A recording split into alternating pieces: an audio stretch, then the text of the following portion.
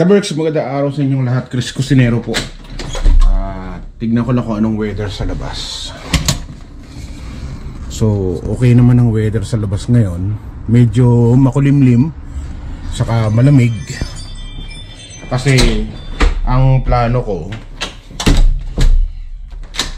ilalabas ako ngayon para magbenta ng mga lata na naipon ko.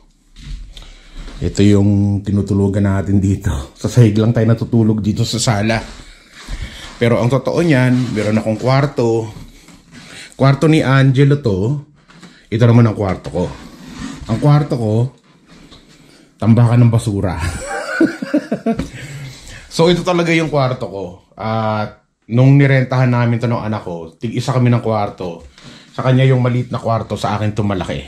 Ngayon, ang problema nitong kwarto na to, na-i-vlog ko na to dati pero doon sa mga hindi pa nakakaalam. Nagtry ako dito matulog. Naglagay ako dyan ng tulugan ko. Tapos bumili pa ako ng heater ko. Saan ba yung heater ko? Dito. Ayan, portable heater. Yung binili ko. Ngayon bakit nakastock na yan dyan? May kwento kasi. Nung natutulog na ako dito nung gabi, malamig. Dahil tong labasan ng heater, hindi gumagana, mahina. So sabi ko, bibili nga ako nung portable heater para isaksak ko dito sa mga saksakan niya. Meron siyang saksakan dyan, meron din siyang saksakan dito sa area na to. Ang problema, pag sinasaksak ko na yung heater, nagsushort siya. Lagi nagsushort, lagi namamatay yung mga ilaw, yung ref, lahat. So, hindi ko na ginamit. So, tong kwarto na to malamig. Hindi kagaya pag nandito ka sa labas. Diyan sa sala ako natutulog.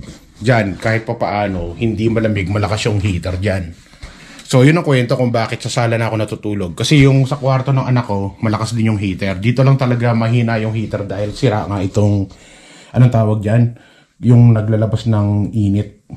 Kaya naman ngayon, itong ating mga lata, mga tambak natin dito, mga pang-package natin lahat, dito nakalagay sa kwarto na to. Yung mga gamit ko pag summer, ito yung mga to, dinadala ko sa sasakyan pag summer eh. Pero ngayon dito lang muna siya. Tapos ito yung mga lata na naipon ko dito sa loob ng mahabang panahon na rin. Mahabang panahon na rin yung mga lata na yan na naipon ko. At marami-rami na rin yan. So time na para ibenta natin yung mga lata na yan. Yung iba dyan, galing sa inom namin ng anak ko kasi madalas nga, zero sugar yung mga iniinom kong drinks. At yung iba naman dyan, galing sa pamumulot ko kung saan man ako mapunta, meron akong nakitang empty na lata, empty na bottles, pinupulot ko 1-2 piraso. Tapos nilalagay ko sa sasakyan at inuuwi ko dito sa bahay at nilalagay ko nga dito sa mga plastic bag, garbage bag. So ngayon, ayan na. Naipon na siya. So, bebenta na natin ngayon yung mga yan.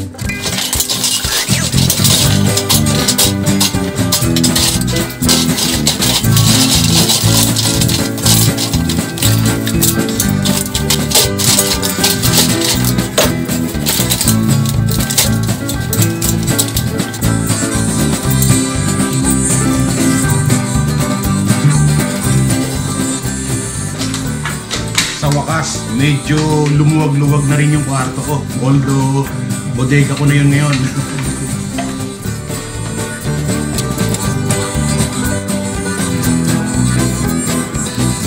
Kailangan kasi dito talaga sa Canada, madiskarte ka eh. Sa dami talaga ng binabayaran mong bills. Kailangan mo talaga na gumawa ng paraan para makahanap ka ng extra income.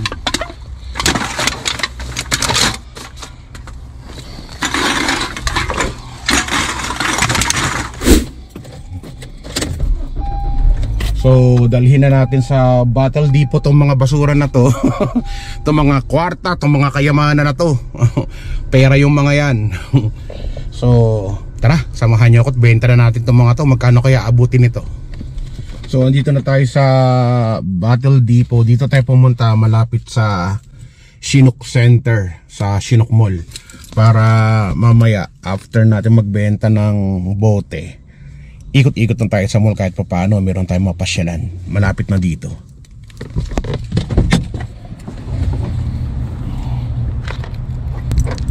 Hello my friend.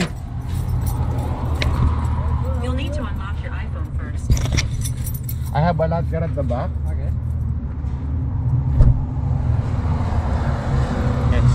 And some more here in the front.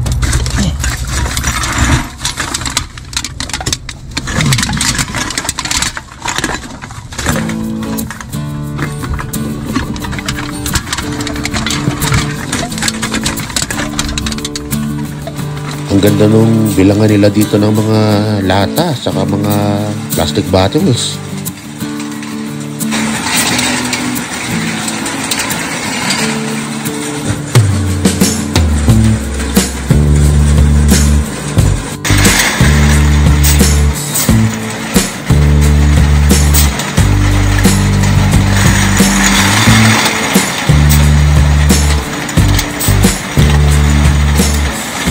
Nagulat ako na inabot ng $47 lahat tong mga binenta kong mga bote. Akala ko nung una mga $20 lang kasi pag nagbebenta ako ng bote, madalas ganun yung tinikita ko. Pero ngayon, almost $50. Wow! At magkano ba yun? Sa Philippine peso, halos abutin ng 2,000 pesos. Malaki rin yun, di ba?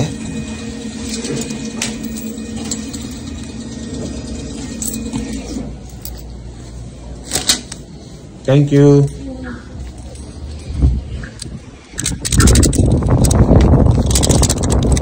Akalain nyo, hindi biro ang mamulot ng lata o mga plastic na bote dito sa Canada, no? Inabot ng $45. $45 ang inabot ng pagbubuti natin, pamamasura natin dito sa Canada, mga ka-Berks. Wow. Hindi mo kikitain yan sa Pilipinas sa pagbobote bakal dyaryo mo. $45 na pinupulot-pulot ko lang pag may nakita akong lata. Basta pag may nakita akong lata, lalagay ko dito sa loob ng sasakyan, tapos ilalagay ko doon sa plastic bag ko hanggang sa maipon na sila. Although inabot ng matagal yung pag-iipon ko ng lata, pero hindi na masama, di ba? Hindi na masama to, pambili na to ng pang-ulam namin kahit papaano, malaking tulong na to. Sa ngayon, pupunta muna ako ng Chinook Mall. At anong oras na ba? Hindi ko alam kung anong oras na eh. 11:56. Yan, kitang-kita nyo, 11:56 na ng umaga. At punta na tayo ng Chinook Mall. At doon tayo mag-lunch. Mamaya hindi umabot ang $45 natin ha. Hanap lang tayo ng mura saka budget na lunch para sa atin. So tara, samahan niyo ako. Ka-Berks, nandito na tayo sa Chinook Mall. Medyo nahirapan ako maghanap ng parkingan kasi lunch time. Lahat ng mga malapit lang yung opisina rito, andito lahat kumakain ng lunch.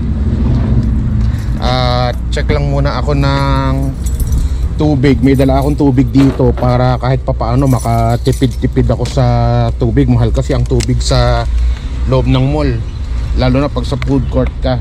Ito magkano lang to? Lahat yan $4 lang yata lahat yan, kasama na yung mga deposit nun. But anyway, mas makatipid, di ba? May dala ko dito pag emergency, may mga plato, baso, di ba? Meron ako mga bag dito pag mag-grocery ako, kompleto ako dyan. Kasi nga pagka mag-grocery ka rito, kailangan may sarili kang bag, or else bibili ka, medyo mahal din. So pwede ka ditong dumaan, lumakad doon sa baba, or pwedeng dito tayo umakyat, paakyat doon sa food court na mismo. So dito tayo sa taas para makita natin itsura sa taas.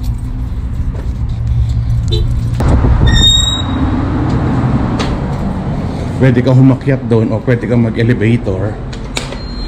Elevator na tayo para ma-experience natin.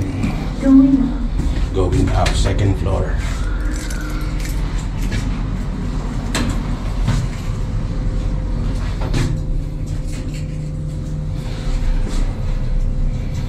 Hindi lang maganda rito, nagbabandalize yung ibang tao rito.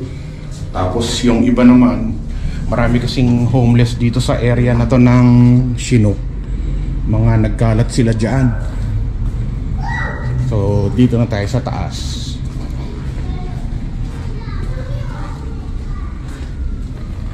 Doon tayo nakapark kanina sa side na yon.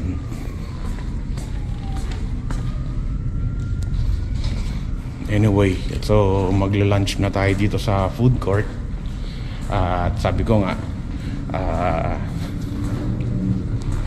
tipid lang tayo ngayon dahil yung kinita natin sa pagbebenta natin ng bote kanina hindi natin dapat maubos yun. Dapat konti lang magamit natin or magastos natin para sa araw na to.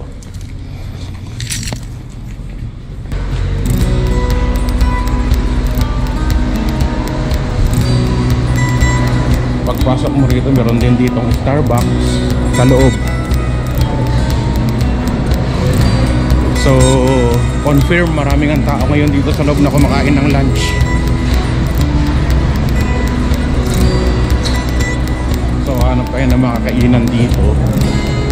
Ikutin lang muna natin lahat para makita nyo na rin kung anong mga tawag dito, mga booth na available dito sa Canada sa food court. Meron silang Opa, Hula, Taco Time, EDO or Edo Japan, at marami mga Pilipino rito na mga staff.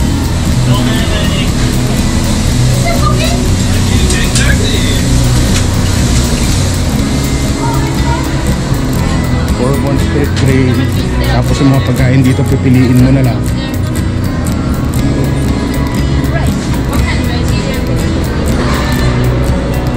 Ito naman yung New York fries.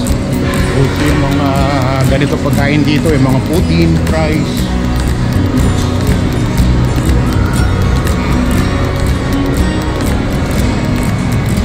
Dito naman tayo sa kabilang side. Meron naman dito ang A&W.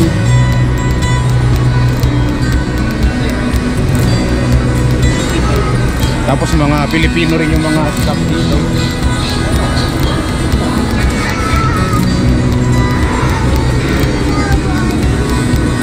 Thai Express, ang haba ng pila. Tayo nakaabang. Saka meron din Famous Walk.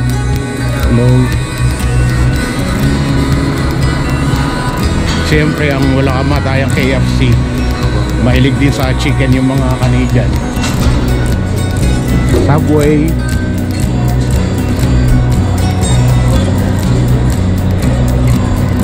Pero dito masarap yung mga pagkain nila. Try natin yung mga pagkain nila rito. Dito tayo sa Mantua. Ano lang pala? Beef broccoli po. Hindi, yung isa.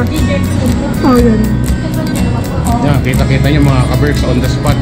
May bumibili, Pinoy. Tapos yung nagsaserve, Pinoy din. Yung cashier, Pinoy din. Diba?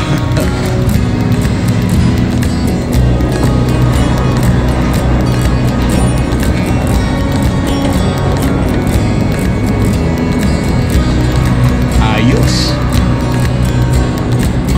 Ma'am, pahingi akong ano, ma'am? Pahingi lang, hindi pa bili. Pahingi. Ano po? Noodles.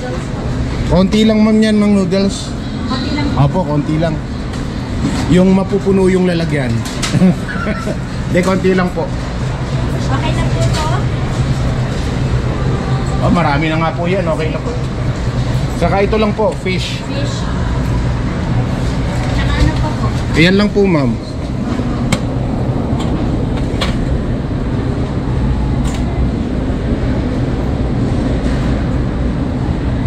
Ayos.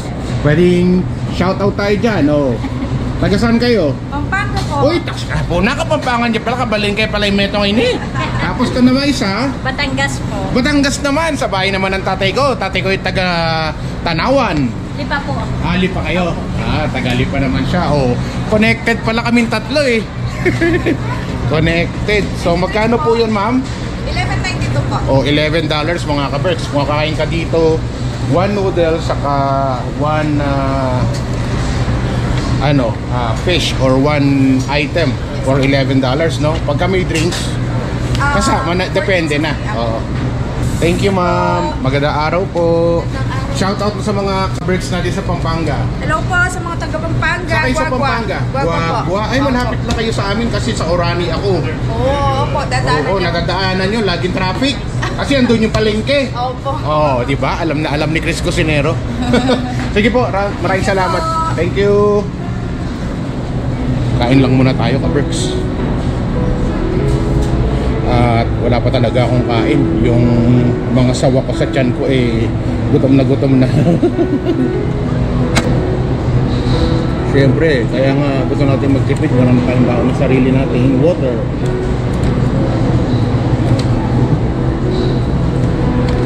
Lord, maraming salamat sa lunch ko para sa araw na to. At maraming salamat sa mga blessings niyo sa akin sa araw-araw. Jesus Christ our Lord. Amen.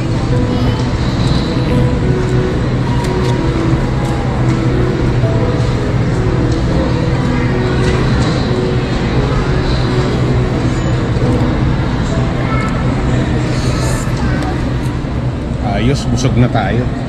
At di ko napansin, meron palang kasamang fortune cookie yung ating lunch na yun. Ano kaya nakalagay rito?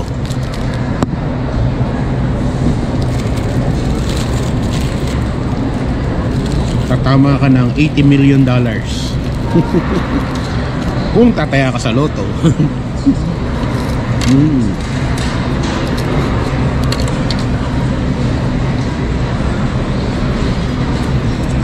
Walang ya. Ano to? Akala ko naman mga saying o mga positive vibes o mga hula-hula yung mga nakasulat dito. Mga kabreks, alam niyo ba kung ano nakasulat dito? Pakita ko sa inyo. Matatawa ka talaga. Walay. So tapos na tayo mag-lunch mga kabreks. At syempre dala natin yung bote natin. Importante to, di ba? Dito tayo kumita kanina. Tara kabreks, uwi na lang tayo. At dumidilim na naman yung weather. Baka umulan na naman mamaya mabasa pa ako, dumami ako. Tara, uwi na tayo kabreks. Ano man ang hamon ng buhay, palagi ka lang sumabay. Piliin mo laging sumaya. Kay Chris Cusinero panalo ka. Di lang pagluto at sa kusina, sa adventure ay kasama. Sa lugar na kakaiba, halika na. Kay Chris Cusinero na. Halika na't sumama ka at manood. Mga matay mamamangha, di lang tiyan ang mabubusog. May mga lugar pa lang ganito ang nangyayari.